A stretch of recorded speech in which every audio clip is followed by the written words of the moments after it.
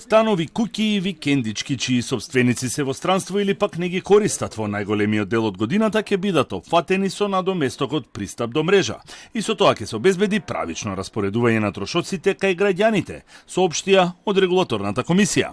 Оттаму сметаат дека станува збор за луксус, бидејќи енергетските компании се должни да ги одржуваат мрежата за тие куќи, станови и викендици да имаат пристап до електрична енергија 365 дена во годината. Вкупниот број кој ќе ги опфати оваа мерка е околу 245.000 броила. Дали некој ќе плаќа повеќе? Да. Тие што имаат викендици и што трошат месечно по 10 киловат часови, да, ќе плаќаат повеќе. Ама затоа тие кога ќе отидат во викендичката, кој ќе запалат светло, кој ќе сакаат да пуштат грејење, телевизор, да наполнат мобилен телефон, имаат во секој момент на располагање електрична енергија и таа привилегија треба да се плати. Регулаторот Бислимовски е дециден дека не станува збор за нова или дополнителна давачка, туку правично распоредување на трошоците, а граѓаните кои ќе бидат опфатени ќе плаќаат од 50 до 150 денари повеќе месечно. Мрежарината учествува со 33% во конечната цена на струјата, а со воведувањето на пристапот до мрежа ќе се намали до 20%, што значи намалување на конечната струјана цена за 8% кај редовните потрошувачи. Не е казна. Воведуваме правична распределба. Секој да учествува соодветно.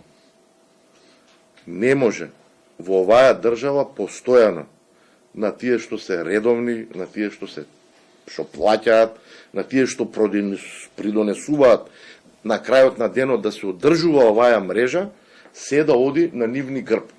Регулаторите веќе од денес почнуваат со анализа на доставените барања за зголемување на цените од домашните енергетски компании, МЕПСО, МЕМО и Електродистрибуција. Но оттаму напоменуваат дека барањата не се комплетни, бидејќи во МЕПСО и Електродистрибуција до крајот на неделава треба да се затворат тендерите за набавка на електрична енергија, со која треба да ги покријат загубите. Во делот како што ќе биде набавката на загубите во МЕПСО, имајќи ги во предвид нивните податоци за оперативните трошоци и останатите трошоци, исто така и веќе завршениот тендер за загуби кај Електродистрибуција, каде што цената е 105 евра за мегават час, до сега беше 100 евра за мегават час, како и оноа што беше кај Ева на Хоум, доколку сето тоа се прифати и се стави во пресметките во нашиот систем, зголемувањето на цената на електричната енергија би изнесувало 27%. ЕСМ веќе соопшти дека цената на мегават час кон универзалниот снабдувач Евана ќе биде 57 евра наместо досегашните 53 евра и дека ќе обезбеди 95 наместо како досега 100% од потребите на австриската компанија. Одлуката за новата цена ќе ја соопшти универзалниот снабдувач, но претходно ќе оди на проверка кај регулаторите кои треба да ја одобрат.